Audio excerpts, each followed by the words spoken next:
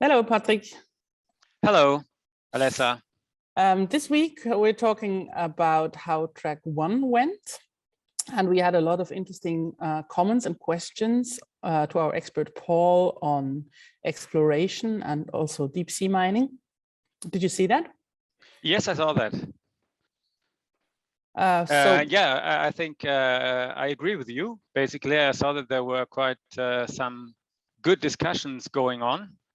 I saw in particular that one learner was quite in favor of deep sea mining. He mentioned some benefits of going offshore.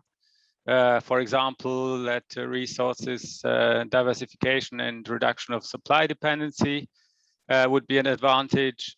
High ore grades or reduction of societal concerns and impacts. For instance, he also mentioned that deep sea mining would allow circumventing the not in my backyard mentality. I also saw then in the discussion that others were a little bit more skeptical regarding deep sea mining. So they mentioned, for example, that the vast fine particle plumes, basically, that would be generated over dozens of square kilometers and would suffocate fauna and flora, with the ecosystems taking decades or centuries to recover, if at all. And then I saw that Esther van der Voet, who also participated in the discussion, summarized this very well as follows. Are we willing to seriously damage the last undisturbed ecosystem on Earth in our quest for materials? So for sure, we would need more studies before systematically going in that direction, the direction of deep sea mining. Thanks. That's a little bit my overall perspective, or what I saw was going on. Mm-hmm. We also had some good discussions about substitution. So specifically, there was an assignment on battery chemistries.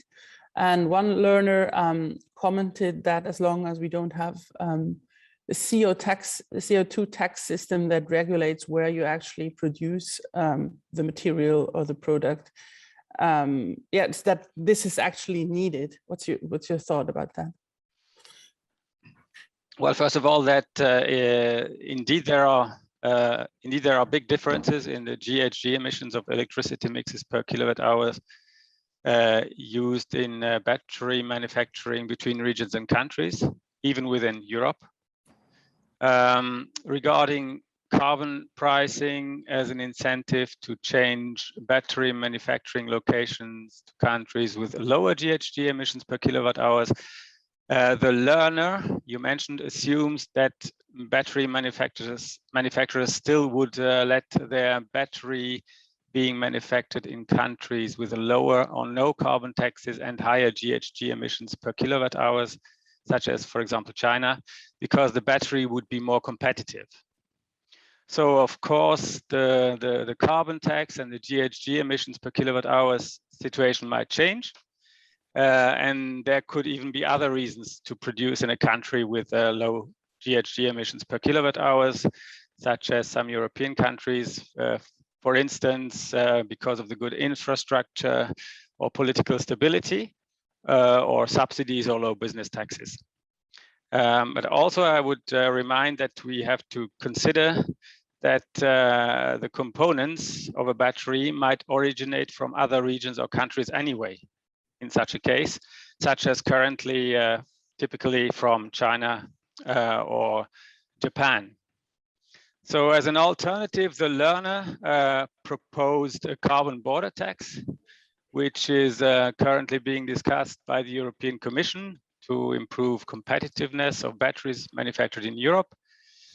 And according to the discussion in the forum, I think Alessa, you also participated. This seems to be compatible with the World Trade Organization rules, as long as it can be shown that measures potentially impeding trade are being introduced to achieve policy measures to protect certain things or values, such as exhaustible natural resources. Yeah, that's a little bit a summary mixed with a little bit of my perspective too. Thank you. And sorry for the disturbances, as we're currently at the raw materials week, and this is where we do the filming at the moment.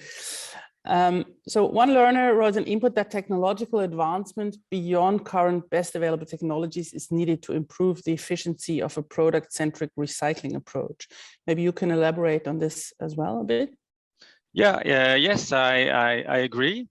Along with as also has been mentioned by the learner, an effective collection pre-sorting, a recycling-friendly product design, an implemented life cycle management, or appropriate policies and legislations to make recycling economic and efficient. In particular, I believe that designing new, more recycling-friendly technological applications is key. So just as an example, at EMPA, we have developed new non-flammable water-based electrolytes for lithium-ion batteries, which would allow to substitute for the hexafluorophosphate anions contained in current electrolytic liquids.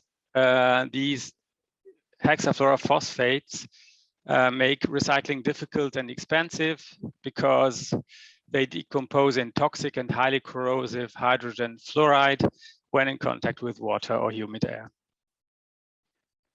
That's a few reflections from my side. Super. Thanks a lot, Patrick, for taking the time to going through all what happened in the forum. And I think we're both excited to see what the next week will bring.